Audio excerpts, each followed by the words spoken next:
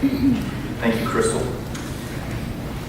The York mission to transform lives through Christ-centered education, to equip students for lifelong service to God, family, and society. First of all, I want to thank all 5 of you that spoke, because you embodied that mission. So let's thank them again.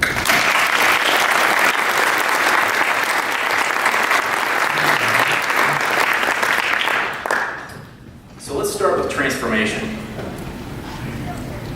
For me, it took a long time. I wouldn't have been up here as a senior talking like that. First of all, I wouldn't have been a senior, I would have only been a sophomore. But at that time, I wouldn't have been anywhere close to the level of maturity that was in front of you just a little while ago. In fact, I was even on conduct probation when I was at York College. But transformation is a journey. It's a journey that doesn't have a destination. It's an ongoing process. You don't arrive at a transformed state. Luckily, God is very patient with people like me. He's brought me a long way. So I guess my first question, and I'm going to ask a lot of questions. You don't have to shout out. You can just think in your head and answer in your head. How do you value transformation? You might ask Joe Lee, or one of the other business majors, how would you value transformation? And then, do you value your transformation? So if you value your transformation, the question then becomes, okay, what are you going to do about that? How do you say thank you? Like I said, it took me a long time to figure out what York College meant to me. It formed me a long time ago. My dad was in the first graduating class of York College. I didn't make him proud for a long time. Okay, now a little bit lighter question. How many of you enjoy coffee? You graduates. You're speaking to the graduates. Captain Redbeards? Anybody go there? Been there twice today. I heard it through all 5 of the seniors that were up here. How many of you had people that helped you when you were here at York? Starting with your parents, faculty, staff that were here, may have been financial support. I think a lot of us can really step back and think about all those people that really helped us. So I come back again to the question of, how do you say thank you? There's choices that you get to make for how you live out that mission statement about serving, right? I've often heard it in terms of 3 T's. You have time, you have talent, you got treasure. That was perfect. You sound like a gold coin.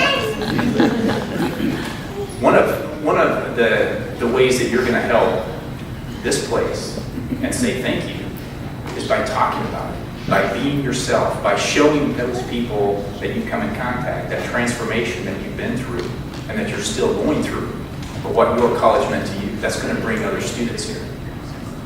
You're going to spend your time in that way. You're going to spend your talent in that way. You may be coming back to campus. You may be doing different things. But I also want to think about your treasure, right?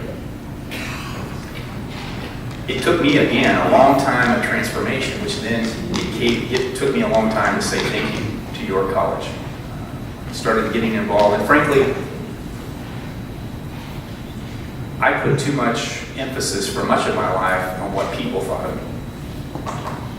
I didn't focus in on how God saw me. I still struggle with that.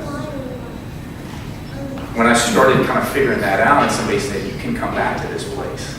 I didn't come back for a long time because I was like, I wasn't a very spiritual person when I was here. I didn't make good choices when I was here. But when I came back, it was just like the stories that you heard. I was welcomed. I can be the entire person I am, faults and all, and I'm still loved at this place. So I started slowly, gave some money, to spend some time. I'm sure there's going to be a lot more time that I spend on in this campus and working to try to bring more students here, and that's great. So let's get back to you. Starting tomorrow, you're going to be an alum. And as we talked before about transformation is a journey that doesn't have a destination. There's times that it kind of winds and bends and things like that, but when you talk about planning for how you're going to say thank you, it's very important to have a plan, because if you don't have a plan, you're going to wander aimlessly. And so, again, thinking about your treasure, how are you going to create an opportunity for future students? How are you going to pay it forward? Believe it or not, there's no minimum for giving, right? So let's talk about that treasure. Let's talk about Luke 19, the parable about the talents. You know, there were two people in there that returned a substantial amount. I've seen 500%, 1,000% for two of those. Even the one that hit it was told, why don't you just put it in the bank? At least earn some interest, right? So I'll take you back to, I had a reason for asking you about Captain Redbeard, so let's think about that. I'm going to create a scenario. Again, I went twice today, so let's say that there's an average purchase of $5 for a Captain Redbeard. Okay? Let's say, and I'm going to shoot low, let's say that 50 in this graduating class agree to give a Captain Redbeards per month for 10 years. Okay? And let's think about interest. I think the current 10-year treasury today was like 2.9598, so let's just round it to 3%. So over that time, over that 10-year period, you'd have given $30,000, and it would have grown to $35,000 at 3% interest rate. But since it's our scenario, really mine, but you're in my scenario, so you get to participate. You also agree that and get successive classes during that 10-year period to join in that. So at that point in time, the total that would have been given would have been $165,000, and it roughly would have grown to $185,000 at 3% interest. But then you do one better. You challenge everybody in your class in that 50.